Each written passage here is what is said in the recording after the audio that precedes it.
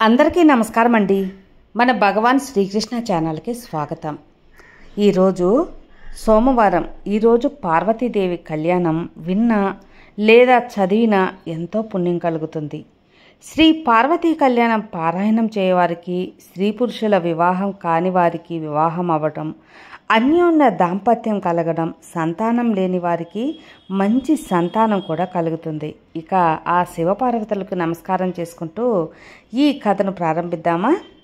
మన ప్రాచీన పురాణ ఇతిహాస ధర్మశాస్త్రాలలో అన్ని కాలాలకు చెందిన స్త్రీ పురుషులందరికీ మేలు కలిగించే విషయములైన అంశాలెన్నో ఉన్నాయి. వాటిలో పార్వతీదేవి కళ్యాణం, సీతా కళ్యాణం, రుక్మిణీ కళ్యాణం ఇలా చాలా ముఖ్యమైనవి కూడా ఉన్నాయి.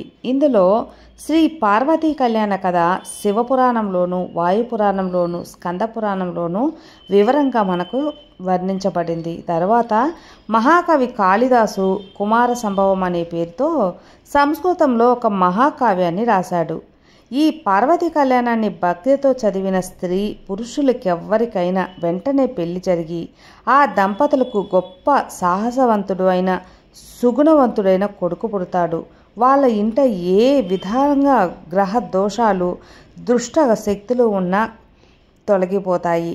ఇక పార్వతీదేవి పుట్టుక గురించి తెలుసుకుంటే, దక్ష ప్రజాపతి తన కుమార్తెల్లో పెద్దదైన సతీదేవిని ఈశ్వరునికిచ్చి పెళ్లి చేశాడు. ఒకసారి ఈశ్వరునిపై కోపం సతీ పరమేశ్వరులను ఆహ్వానించకుండానే ఒక యజ్ఞాన్ని చేయడానికి సిద్ధపడ్డాడు. ఆమె విషయం తెలుసుకుని సతీదేవి తన భర్త అనుమతితో దక్షుని యజ్ఞశాలకు వెళ్ళింది. అక్కడ దక్షుడు పరమశివుణ్ణి చాలా తీవ్రంగా దూషిస్తాడు. శివదూషణని భరించలేని సతీదేవి అక్కడే యోగాగ్నిలో పడి దగ్ధురాలైంది. దేవభూమి అయిన ఉత్తర దిక్కున దేవస్వరూపుడైన హిమవంతుడనే పర్వతరాజు తూర్పు పశ్చిమ దిక్కులకు ఆవరించి ఉన్నాడు. అతడు తన పితృదేవతల మానసపుత్రిక అయిన మేనకాదేవిని పెళ్లి చేసుకున్నాడు. ఆ దంపతులకు సుగుణవంతుడైన కొడుకు పుట్టాడు. వానికి మైనాకుడు అనే పేరు కూడా పెట్టారు. తర్వాత యోగాగ్నిలో దగ్ధురాలై సతీదేవి పరమేశ్వరుణ్ణి ధ్యానిస్తూ మేనకాదేవి గర్భంలో ప్రవేశించి మేనకాహితవంతులైన కుమార్తెగా జన్మించింది. ఆమె గౌరవర్ణంలో ఉండటం వలన ఆమెకు గౌరీ అని పేరు. పర్వతరాజు పుత్రిక అయినందున ఆమెకు జనులందరూ పార్వతి అని కూడా పిలుస్తారు. పార్వతీదేవి శుక్లపక్ష చంద్రునిలా దినదిన ప్రవర్ధమానరాలై కాలానుగుణంగా ఆమె యవ్వనివత అయింది. పరమేశ్వరుడు సతీదేవి వియోగాన్ని భరించలేక హిమత్ పర్వత చర్యలలో తీవ్రమైన తపస్సును చేయ ప్రారంభించాడు. ఆ విషయాన్ని తెలుసుకుని హిమవంతుడు పరివారంతో పాటు తన కుమార్తెను వెంటబెట్టుకుని ఈశ్వరుడు తపస్సు చేసే ప్రదేశానికి వెళ్ళి ఆయనకు పరిచర్యలు చేయమని స్వయంగా తన కుమార్తె అయిన పార్వతిని నియమిస్తాడు.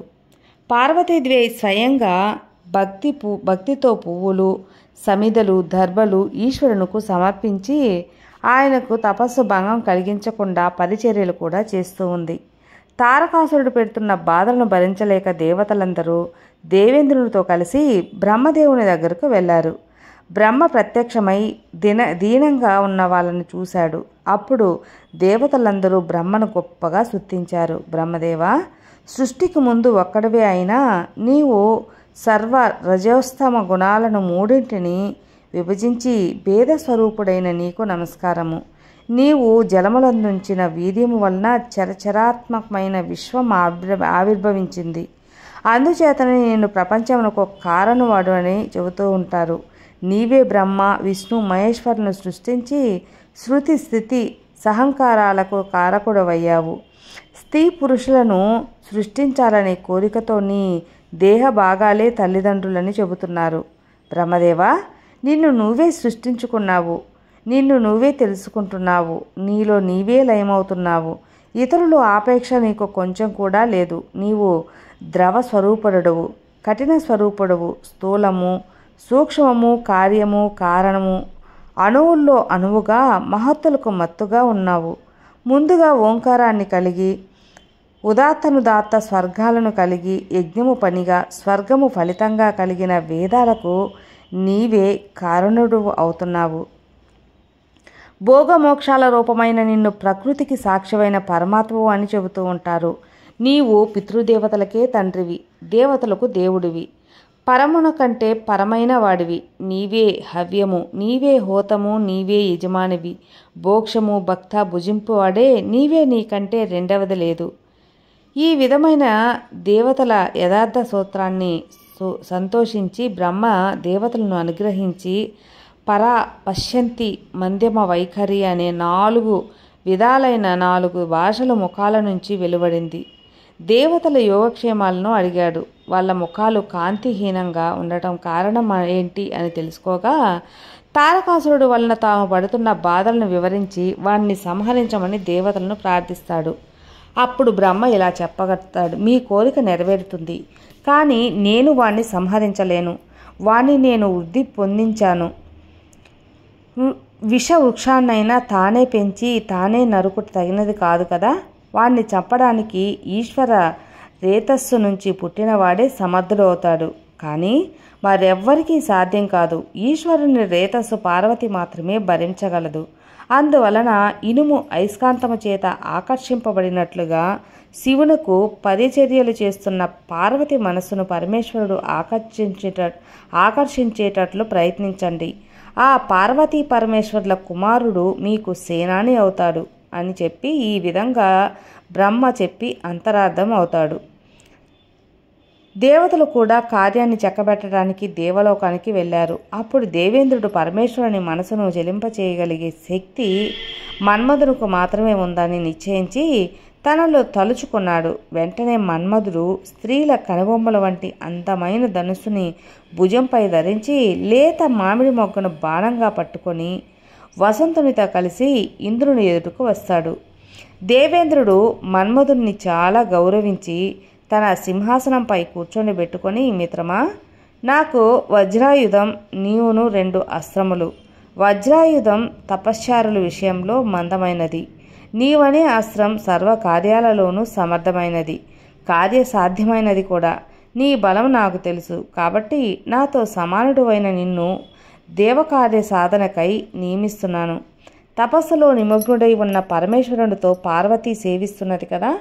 దేవతలను మిక్కిలిగా బాధించే తారకాసుని సంపగల శక్తి ఈశ్వర రేతస్సు నుంచి పుట్టినవాడికే ఉంది. అందువల్ల ఈశ్వరుని మనసు పార్వతిని ఆకర్షించేటట్లు నీ బాణాన్ని ప్రయోగించు.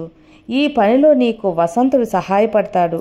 ఈ పని పార్వతీదేవి వలన కావలసినది అయినప్పటికీ బీజమే అంకురణము కారణమైనప్పటికీ ఉత్పత్తి కంటే ముందు నీరు ప్రధానం కదా. నీవి పనిని ప్రధానుడు. నీ బాణప్రయోగం లేకుండా పరమశివునకు పార్వతిని చూడాలనే ఆసక్తి కలగదు. దీనివల్ల నీకు కలిగే కీర్తి గురించి నేను చెప్పనక్కర్లేదు. ఎందుకంటే యాచించే వాళ్ళు దేవతలు, పని 3 లోకాల వాళ్ళది. పని నీ బాణం చేత మాత్రమే సిద్ధిస్తుంది. నీ పరాక్రమం విచిత్రమైనది. ఈ విధములైన దేవేంద్రుడు ఆజ్ఞాపూర్వకమైన మాటలను విని మన్మధుడు తన భార్య అయిన రతీదేవి స్నేహితుడితో వసంతుడితో కలిసి శివుణ్ణి తపోభూమికి వెళ్ళాడు. వసంతుడు ప్రకృతినంతనూ ఫలింపజేశాడు. అయినప్పటికీ నందీశ్వరుని ఆజ్ఞ వలన అడవి నిశ్చలమైపోయింది. దేవదారు చెట్టు మొదట అరుగుపై పులితోలు పరుచుకొని సమాధిలో కూర్చున్న పరమేశ్వరుణ్ణి మన్మధుడు చూశాడు. ఆ ఈశ్వరుడు వీరాసనంలో ధ్యానం చేస్తుండగా పాములతో జడలను పైకెత్తి కట్టుకొని ఉన్నాడు.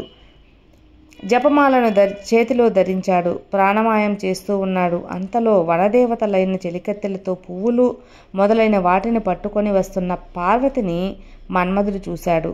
పార్వతీదేవి పరమేశ్వరుని దగ్గరకు వచ్చింది. అదే సమయంలో ఈశ్వరుడు తన తేజస్సును సాక్షాత్కరింప చేసుకొని యోగాన్ని విడిచిపెట్టాడు. నంది శివునికి నమస్కరించి సేవాభావంతో పార్వతికి వచ్చిన విషయాన్ని చెప్పాడు. పార్వతీదేవి చెలికత్తెలు తాము తెచ్చిన పువ్వులను శివుని పాదాల దగ్గర పెట్టారు. పార్వతీదేవి కూడా తన జడతో ధరించిన పువ్వులు జారునట్లుగా వంగి నమస్కరించింది. అప్పుడు శివుడామెను సవతిపోరులేని ప్రియుని భర్తగా పొందమని ఆశీర్వదిస్తాడు. మన్మధుడు వాళ్ళిద్దరినీ దగ్గరగా చూశాడు.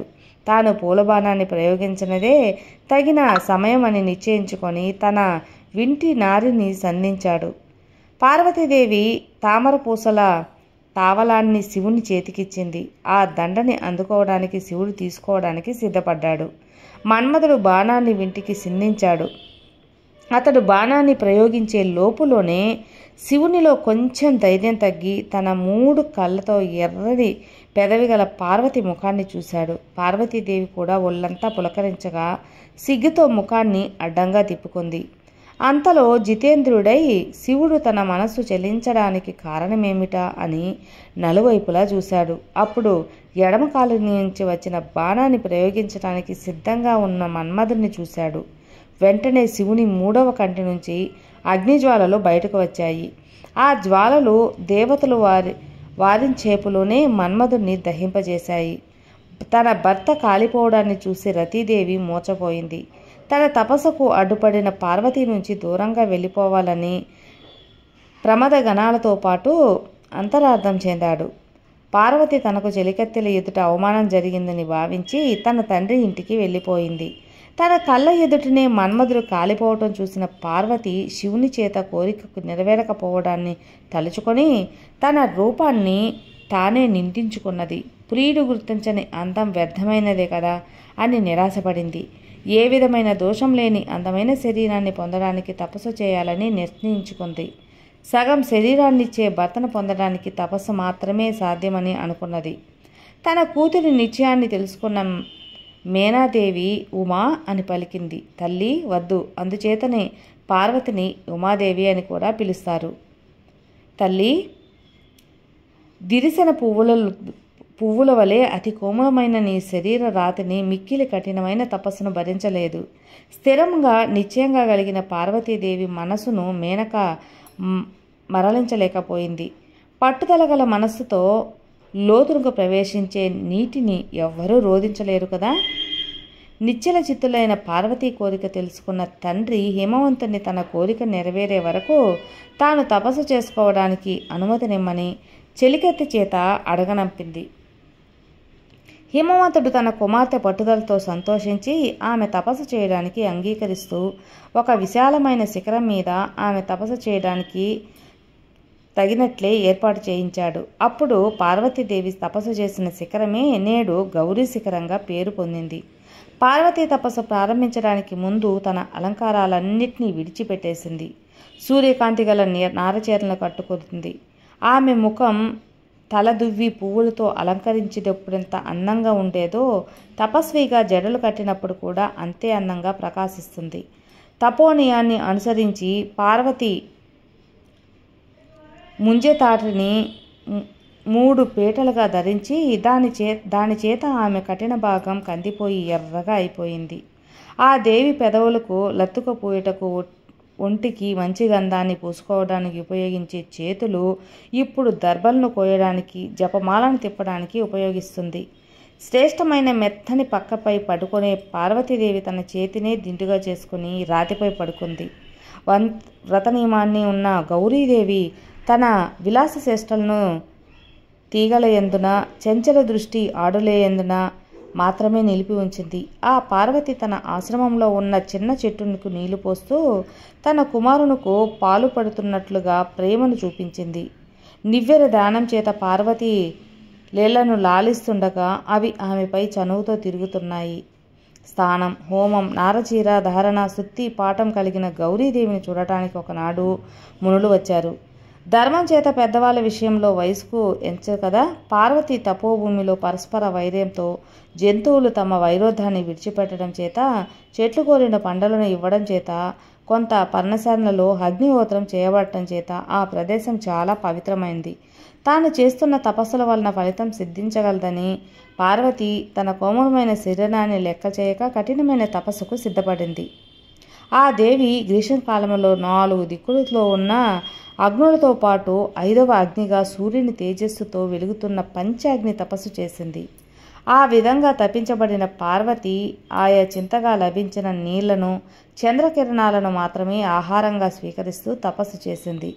పంచాగ్ని మధ్యలో తపించిన ఆమె శరీరంపై తొలకరి జల్లులు పడటం చేత కొంత ఉపశమనం కూడా కలిగింది. లోకంలో ఎండిపోయి రాలిన ఆకులను తినుట గొప్ప తపస్సు అని చెబుతారు. కానీ పార్వతీదేవి అలా ఎండిన రాలిన ఆకులు తినకుండా తపస్సు చేయడం వలన ఆమెను పురాణాలు తెలిసిన వాళ్ళు అపర్ణ అని కూడా పిలుస్తారు. తామర తూడుల వలె మృదువైన ఆమె శరీరం ఈ విధంగా ఎండకు ఎండి వానలో తడిచి చలికి వణికి మునులను తపస్సులను అతిక్రమించింది. ఒకనాడు నల్లలేడి చర్మంను మోదు ఉండాన్ని ధరించి నేర్పుతో మాట్లాడగలిగే బ్రహ్మ తేజస్సుతో ప్రకాశిస్తూ మూర్తిభవించిన బ్రహ్మచర్య శ్రమ వలన ఉన్న ఒక బ్రహ్మచారి పార్వతీదేవి తపోనాన్ని వచ్చాడు. పార్వతీదేవి ఆయనకి ఎదురెళ్ళి గౌరవంగా సపర్యలు చేసి ఆశ్రమానికి తీసుకువచ్చింది. చిత్తసాధ్యం కలగాళ్ళు సామాన్యులైనప్పటికీ ఇతరులపై అధికమైన గౌరవాన్ని చూపిస్తారు.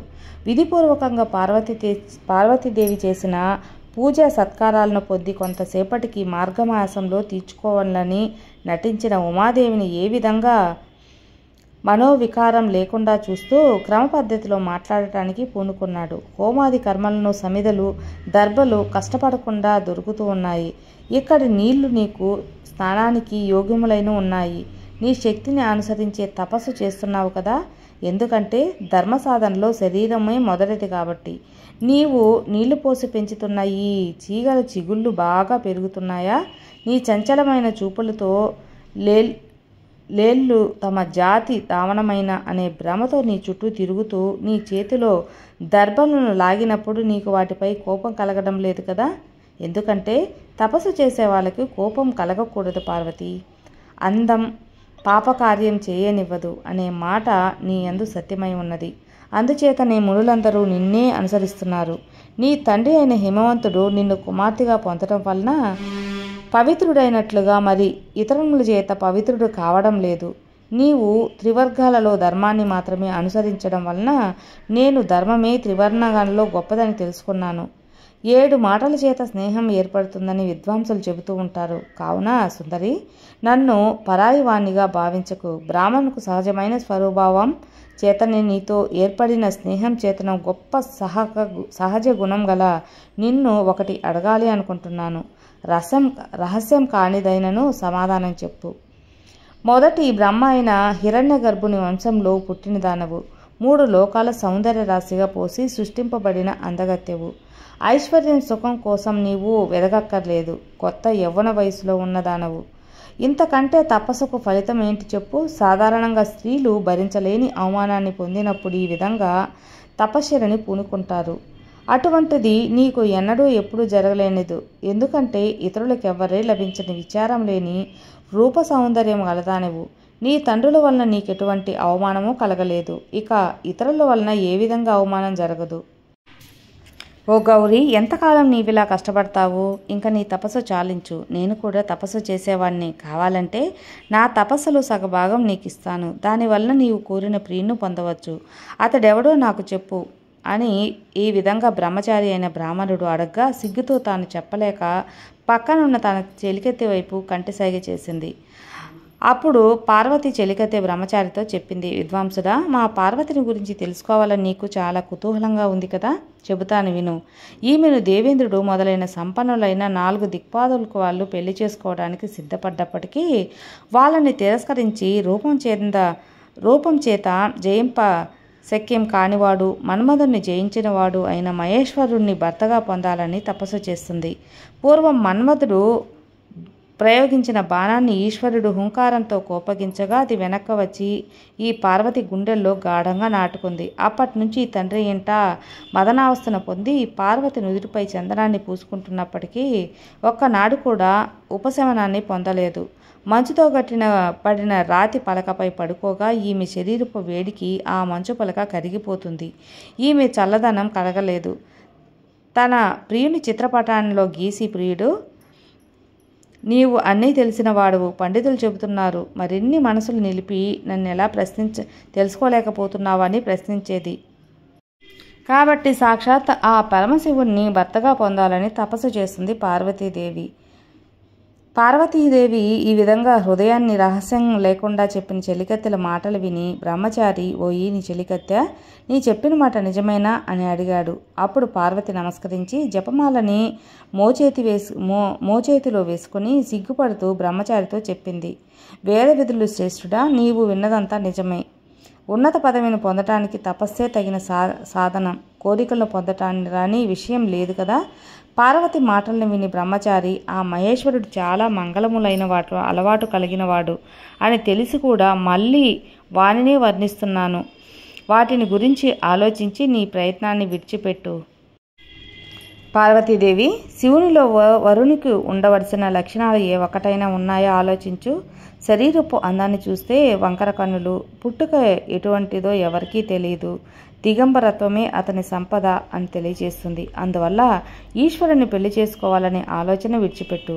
పుణ్య లక్షణరాలవైన నీవు అటువంటి చెడు లక్షణాలు గల ఈశ్వరునికి సంయోగం తగినది కాదు.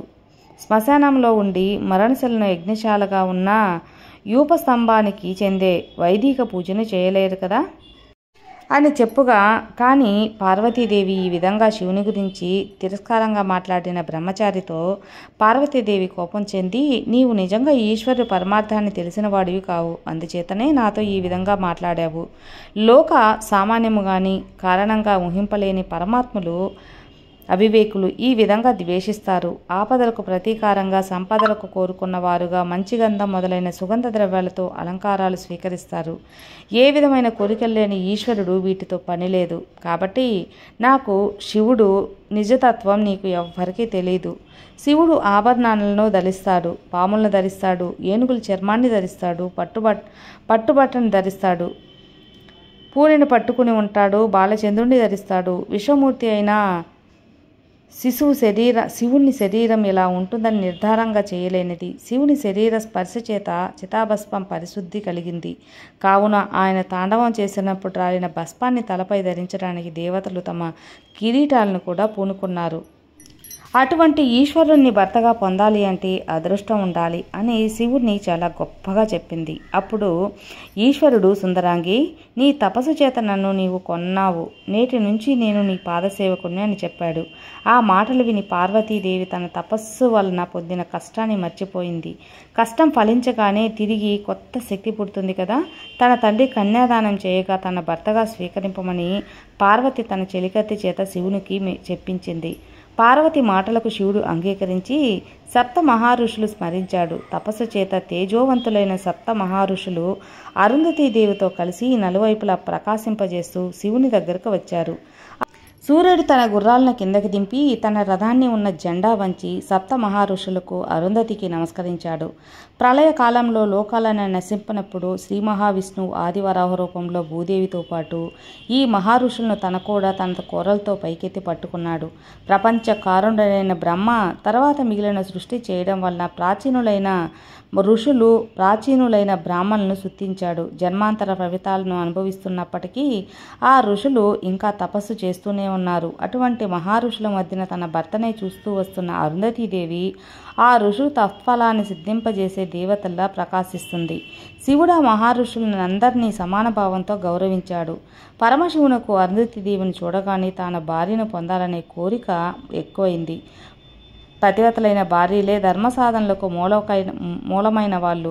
శివునకు భార్యను పొందాలనే కోరిక గల మన్మధునకు ఉపశమనం కలిగింది. సాంగముగా 4 వేదాలను అధ్యయనం చేసిన ఆ మహారుషులు సంతోషంతో జగద్గురువైన పరమశివునితో చెప్పారు, బుద్ధులకు అతీతువైన నీ ఆత్మస్వరూపాన్ని మాకు చెప్పు. సృష్టి స్థితి సంహారకు ఈ రూపం దేనికి సంబంధించినది? సరే, నీ రూపం విషయాన్ని అలా ఉంచు ప్రభు. నిన్ను స్మరించగా వచ్చిన మేము చేయదగిన కార్యాన్ని ఆదేశించండి. అప్పుడు ఈశ్వరుడు చెప్పాడు, ఏ విధమైన కార్యమునను నా స్వార్థం కోసం కాదని మీకు తెలుసు. నేను 8 మూర్తులతో ఈ స్వరూపాన్ని పొందానని మీకు తెలుసు. అటువంటి నేను వర్షం కోసం దేవేంద్రుని ప్రార్థించిన చేతక పక్షిలా దేవతల శత్రువైన తారకాసుని సంహరించడానికి సంతానాన్ని పొందుమని నన్ను ప్రార్థించారు. అందువల్ల యజమాని మహోయాగ్ని సృష్టించడానికి చంద్రకర్రని కోరినట్లుగా పార్వతీదేవి యందు నేను పుత్ర సంతానాన్ని పొందాలనుకుంటున్నాను. మీరు హిమవంతుని దగ్గరికి వెళ్ళి నాకు పార్వతినిచ్చి పెళ్లి చేయవలసిందిగా కోరండి. పెద్దలు కుదిర్చిన సంబంధములను విరోధములుండవు. మహోన్నతుడు, స్థిరమైనవాడు, భూభారాన్ని వస్తున్న హిమవంతుడు చాలా పూజనీయుడు. వాటితో సంబంధం నాకు శ్రేష్టమైనది. లోకంలో ఋషులు చెప్పిన మాటలే ఆచారములు అవుతున్నాయి. కాబట్టి హిమవంతునితో ఏ విధంగా మాట్లాడాలో మీకు నేను చెప్పనవసరం లేదు. పూజ్యురాలైన అరుంధతీదేవి కూడా అక్కడ కార్యాన్ని నిర్వహిస్తుంది. సాధారణంగా వివాహ విషయాల్లో స్త్రీలే సమర్థులైన వాళ్ళు. అందువలన మీరు వెంటనే కార్యసిద్ధికై వెళ్ళండి. యోగులకు ఆద్యుడైన పరమేశ్వరుడే భార్యను కోరుతున్నాడని తెలుసుకున్న మహారుషులు తాము భార్యలతో కూడి ఉన్నందువల్ల సిగ్గును విడిచిపెట్టారు. అప్పుడు చాలా మంచిదని చెప్పిన ఆకాశ మార్గంలో ఓషధి ప్రస్తున్న వెళ్ళిపోయారు. పరమేశ్వరుడు కూడా తాము ముందుగా నిర్దేశించిన స్థలానికి వెళ్ళగా మహారుషులు ఆకాశ మార్గంలో చాలా వేగంగా ఓషధి ప్రస్థాన పురాణానికి వెళ్ళారు. ఆ పట్టణం అలంకార పట్టణం, అంటే సంపన్నమైన స్వర్గలోకంలా ఉంటుంది. మహారుషుల పట్టణాన్ని చూసి స్వర్గం కోసం చేసే పుణ్యకార్యాలు మోసములన్నీ భావించారు. ద్వారపాలకులు ఆ మహారుషులు చూస్తూ ఉండగానే వాళ్ళు హిమవంతుని మందిరానికి వెళ్ళారు. హిమవంతుడు పూజా ద్రవ్యములతో మహారుషులను ఎదురుగా వెళ్ళి స్వాగతించగా స్వయంగా మహారుషులు సత్కరించిన తర్వాత హిమవంతుడు తానే జారి చూపుతూ అంతఃపురానికి తీసుకువెళ్ళాడు. దేవతలు, సప్త ఋషులు అందరూ కలిసి హిమవంతుడికి వాళ్ళు వచ్చిన కార్యం కోసం వివరించారు. అప్పుడు పర్వతరాజా, ఉమాదేవి వధువు, నీవు దాతవు, అడిగేవాళ్ళం మేము. వరుడు సాక్షాత్ పరమేశ్వరుడు. ఇది నీ వంశాభివృద్ధికి చాలును గదా. ఇతరులను శుద్ధించలేక ఇతరులచే శుద్ధింపబడేవాడు ఇతరులకు నమస్కరించక తాను ఇతరులచే నమస్కరింపబడతారు. అయినా పరమేశ్వరుని నీ కుమార్తె ద్వారా బంధువు అడగడం చేత నీవు గురువు నాకే గురువు అవుతావు. ఈ విధంగా దేవర్షి చెబుతుండగా తండ్రి పక్కన తలవంచి లీలా విలాసముఖంగా పార్వతీదేవి పద్మరేకులు లెక్క పెడుతూ ఉన్నది. హిమవంతుడు తన కోరిక నెరవేరినప్పటికీ మేనాదేవి వైపు చూశాడు. సాధారణంగా గృహస్థులు కుమార్తె పెళ్లి విషయంలో తమ భార్య కన్నులతోనే చూస్తారు. మేనకాదేవి కూడా తన భర్తకి ఇష్టమైన ఆ కార్యమంతా తనకే ఇష్టమన్నట్లుగా తల ఊపింది. ప్రతివర్తలే ఈ విషయమైనను భర్తని అనుసరిస్తారు కదా. అంగీరసుని మాటలకు ఇదే సమాధానం అన్నట్లుగా శుభముగా అలంకరించుకున్న కుమార్తె చేతిని హిమవంతుడు పట్టుకుని, తల్లి రా, ప్రపంచ రూపుడైన శివునికి భిక్షగా నిశ్చయింపబడిన దానమయ్యావు. యాచించేవాళ్ళు మునులు. నాకు గృహస్థ ఫలితం సిద్ధించింది. ఈ విధంగా కుమార్తెతో చెప్పి హిమవంతుడు మహారుషులతో, ఈ త్రిలోచనను భార్య మీకు సత్కరిస్తున్నది అని చెప్పాడు. మహారుషులు హిమవంతుని మాటలకు సంతోషించి పార్వతీదేవికి వెంటనే ఫలితమిచ్చే ఆశ్చర్యచనాలను పలికారు. అరుంధతీదేవి సిగ్గుపడుతున్న పార్వతీదేవిని తన తొడలపై కూర్చొని పెట్టుకొని కూతురిపైన ఉన్న ప్రేమ చేత మేనాదేవి దుఃఖిస్తుండగా ఇంతకుముందు వేరొక భార్య లేని పరమేశ్వరుడుకు నీ కుమార్తె భార్య అవుతుందని ఓదార్చి హిమవంతుడు మహారుషులను పెళ్లి ముహూర్తం ఎప్పుడు అని అడగగా నేటికి 4వ రోజు అని చెప్తారు. వాళ్ళు హిమవంతుని అనుమతిని పొంది తిరిగి పరమేశ్వరునికి చెప్పడానికి ఆకాశ మార్గాన్ని వెళ్లారు. పరమేశ్వరుడు కూడా పార్వతిని పొందాలనే కుతూహలంతో 4 రోజులు అతి కష్టంగా ఆ రోజులు గడిపాడు. ఇక పార్వతి పెళ్లి సన్నాహం. 3 రోజుల తర్వాత హిమవంతుడు శుక్లపక్షంలో లగ్నం నుంచి సమస్త స్థానంలో చంద్రుడు ఉండగా బంధువులతో కలిసి కన్యాదానం చేయడానికి దీక్షను పొందాడు. పార్వతీదేవిపై అభిమానంతో పట్టణంలోకి ప్రతి ఇంటిలోనూ పెండ్లి సంబంధములై మంగళకరమైన పనులు చేస్తూ ఉన్నారు. అంతఃపురం, పట్టణం అంతా ఒకటే అన్నట్లుగా పెళ్లి అలంకరణలు జరిగాయి. మందార పుష్పాలతో రాజమార్గాన్ని అలంకరించారు. పట్టు వస్త్రాలతో నగరమంతా జెండాలను నిలబెట్టారు. బంగారపు తోరణాలతో అలంకరించారు. ఆ పట్టణం స్వర్ణ శోభంగా పొందుతుంది. అనేకులు కొడుకులు, కూతుర్లు ఉన్నప్పటికీ భర్త ఇంటికి వెళ్ళిపోతుంటే బాధతో తల్లిదండ్రులకు ఆమెపై ప్రేమ అధికమైంది. ఆ పార్వతి ఆశీర్వచనాలు పొందుతూ బంధుజనుల ఒడిలోకి చేరింది. ఒకరు అలంకరించిన తర్వాత వేరొకరు విధంగా బంధువులందరూ తమ తమ ఒడిలో కూర్చొని పెట్టుకుని అలంకరించారు. ఉత్తర పాల్గొనే నక్షత్రంలో చంద్రుడుండగా పాతకాలంలో ముహూర్తంలో పార్వతీదేవిని పెళ్లికూతురుగా పుణ్యవంతులైన బంధు స్త్రీలు అలంకరించారు. ఆ గౌరీదేవిని తెల్లని ఆవపిండితో లేదా గరికెలను నూరి నలుగుపెట్టి అభ్యంగ స్నానం చేయించారు. తర్వాత స్త్రీలందరూ పార్వతీదేవిని పెళ్లికూతురుగా గొప్పగా అలంకరించారు. పార్వతి ముత్తైదువులకు నమస్కారం చేయగా అఖండమైన పతి ప్రేమతో పొందాలని దీవించారు.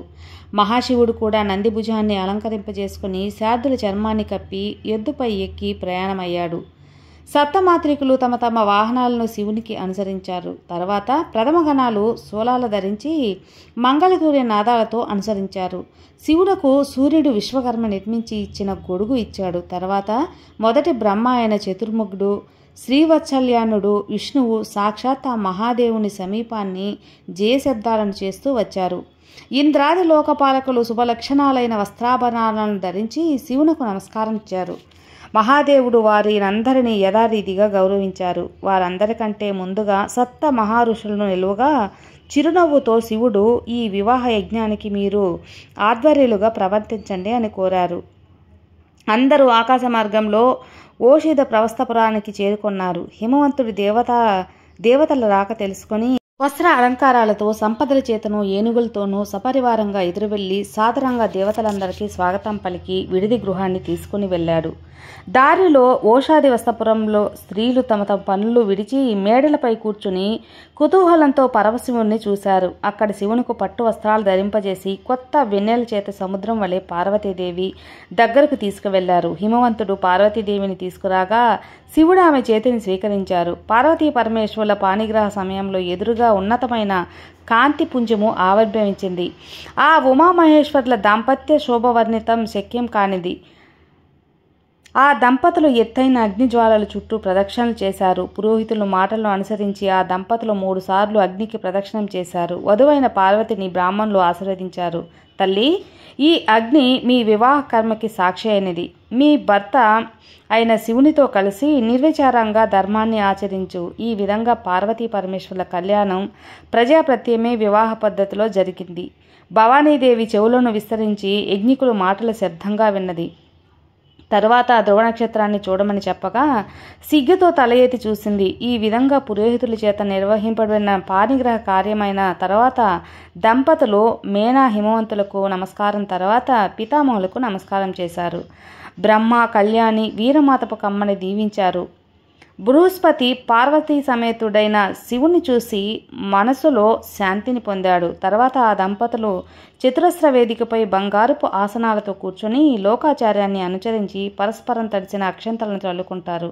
లక్ష్మీదేవి పొడమైన నాలుకలు గల పద్మాన్ని గొడుగుగా పట్టుకుంది. సరస్వతీదేవి సంస్కృత ప్రాకృత రూపమైన 2 విధముల భాషలను సృష్టించింది. ఈ విధంగా దంపతులైన పార్వతీ పరమేశ్వరులకు ముందుగా పార్వతీదేవి మనస్సంకల్పం చేత వినాయకుడికి జన్మించాడు. తర్వాత దేవకార్యమైన తారకాసుని సంహారం నిమిత్తం పరమేశ్వరుడి తేజస్సుతో మరొక పుత్రుడు జన్మించాడు. వారికి సుబ్రహ్మణ్య స్వామి అని, కార్తికేయుడు అని, షణ్ముఖుడని వివిధ పేర్లు కూడా ఉన్నాయి. ఇలా శివపార్వతుల కళ్యాణం జరిగింది. అంగరంగ వైభవంగా దేవతల మధ్య, ఋషుల మధ్య, అందరి మధ్య జరిగింది. ఈ విధమైన పవిత్రమైన పార్వతీ కళ్యాణాన్ని భక్తితో చదివిన వాళ్ళకు కానీ విన్న వాళ్ళకు కానీ అనేక శుభాలు కలుగుతాయి. పుత్రులు లేని వాళ్ళకి సుగుణవంతమైన పుత్రులు జన్మిస్తారు. పెళ్లి కాని స్త్రీ పురుషులకు అన్యోన్యమైన అనుకూలమైన సహచారాలతో లభిస్తారు. ఇది నిరాకారుడమైనప్పటికీ లోక కళ్యాణం కోసమే సాకారుడై లోకచారాన్ని అనుసరించి దాంపత్య సుఖాన్ని అనుభవించమని పరమాత్ముడి మాయా విలాసం. అదండి ఈ శివపార్వతుల కళ్యాణం విన్నారు కదా. ఇంతవరకు విన్నవారందరికీ నా ధన్యవాదాలు. అందరికీ వారి అభిష్టాలు ఆ శివయ్య నెరవేర్చాలని మనస్ఫూర్తిగా కోరుకుంటూ సర్వే జనా సుఖినో భవంతు.